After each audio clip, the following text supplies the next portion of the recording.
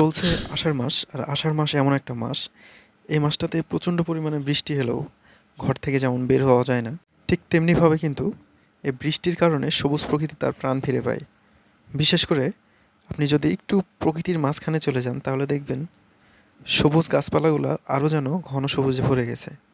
এই যে দেখতে পাচ্ছেন রাস্তার দুই পাশের ফসলের ক্ষেত, চারিদিকে কিন্তু সবুজের সমারোহ, এবং রাস্তার পাশে যে গাছগুলো লাগানো আছে সেগুলোও যেন তাদের পুনরুজ্জীবন ফিরে পেয়েছে।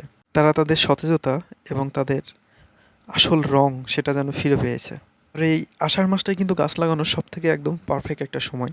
আপনি যে ধরনেরই গাছ পছন্দ করেন না কেন, সে ধরনেরই গাছ কিন্তু লাগাতে পারেন।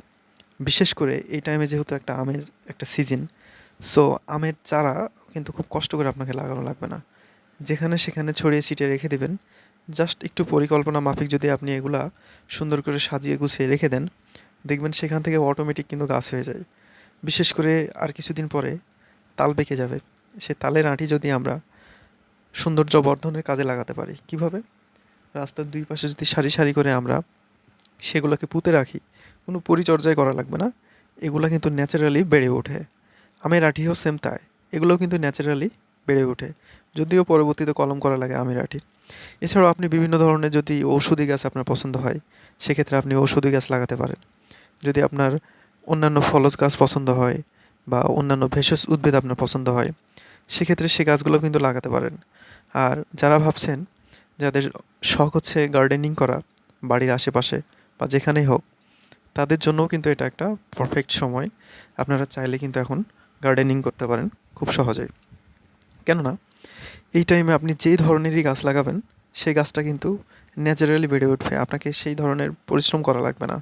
মানে বছরের অন্যান্য সময়টাতে যেমন প্রচুর পরিমাণে পানি সেচ দিতে হয়, সেই কষ্টটুকু কিন্তু আপনাকে করতে হবে না। এটা কিন্তু প্রাকৃতিকভাবেই কিন্তু বেড়ে উঠবে। আর প্রাকৃতিকভাবেই কিন্তু, যেহেতু আষাঢ় মাস, কয়েকদিন পর পরই বৃষ্টি হচ্ছে, থেমে থেমে বৃষ্টি হচ্ছে। আর এই বৃষ্টিটা কিন্তু উদ্ভিদের জন্য অত্যন্ত গুরুত্বপূর্ণ। সো যাদের স্বপ্ন একটা গার্ডেনে আপনি ভেষজ, ফলজ বিভিন্ন ধরনের উদ্ভিদ লাগাবেন, আপনি এই মাসটাকে সুন্দরভাবে কিন্তু কাজে লাগাতে পারেন। এখনই চেষ্টা করুন বিভিন্ন জায়গা থেকে গাছ কালেক্ট করার।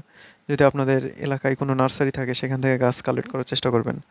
অথবা আপনার জেলা শহরে যদি থেকে থাকেন, তাহলে হর্টিকালচার থাকে, সেখানে কিন্তু খুব কম দামে গাছ পাওয়া যায়। সেখান থেকে চাইলেও আপনারা গাছগুলা কালেক্ট করে আপনারা গার্ডেন করতে পারেন, অথবা রাস্তার পাশে লাগাতে পারেন, অথবা বাড়ির আশেপাশে ফাঁকা জায়গা, পুকুর পাড়, এই পুকুর পাড়ও কিন্তু দেখা যায় যে অনেক সময় ফাঁকা পড়ে থাকে। তো এই ফাঁকা জায়গাগুলো ফাঁকা না রেখে আমরা যদি সেখানে ভেষজ, তারপর ফলজ বিভিন্ন ধরনের যে উদ্ভিদগুলো আছে সেগুলো লাগাই, একদিকে যেমন সৌন্দর্য বর্ধন করে, অন্যদিকে কিন্তু আমরা ফলের চাহিদা মেটাতে পারি।